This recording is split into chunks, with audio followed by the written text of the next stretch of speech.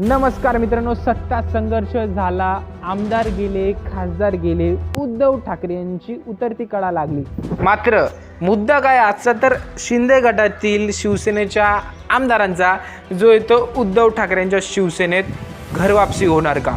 मित्रांनो, मुद्दा काय, एका नेत्याने हे थेट विधान केलं, ते सुद्धा एक वेगळ्या अंगाने केलं आणि तो नेता जो आहे तो कधी आपल्याला त्यांच्यावर टीका करताना बघायला मिळतो, तर कधी असं म्हणताना दिसायला मिळतो की उद्धव ठाकरेच हेच आमचे पक्षप्रमुख आहेत। मित्रांनो, काय मुद्दा आहे सविस्तर मुद्दा सांगू, पण व्हिडिओ शेवटपर्यंत बघा आणि चॅनलला सबस्क्राईब करायला विसरू नका। मित्रांनो, दीपक केसरकर जेव्हा बंड झालं तेव्हा सगळ्यात फॉर्मला आलेले नेते म्हणजे दीपक केसरकर, प्रवक्ते झाले, शिंदे गटाचे सगळ्याच बाजू जे आहेत ते दीपक केसरकर मांडू लागले।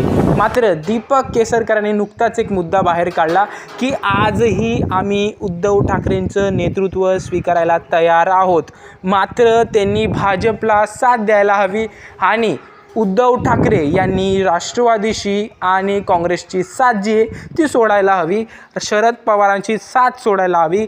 ते शरद पवारांची साथ सोडतील तर आम्ही मातोश्रीवर जाऊ, असं देखील त्यांनी थेट सांगितलं।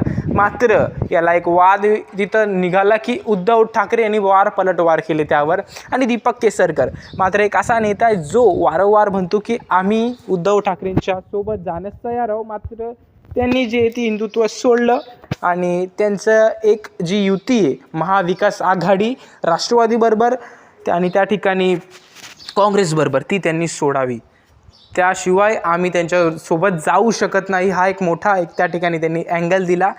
मात्र एवढं सगळं होत असताना मात्र दीपक केसरकर आणि कोण असं वाटतं तुम्हाला की हे नेते जे पुन्हा परतू शकतात उद्धव ठाकरेंकडे?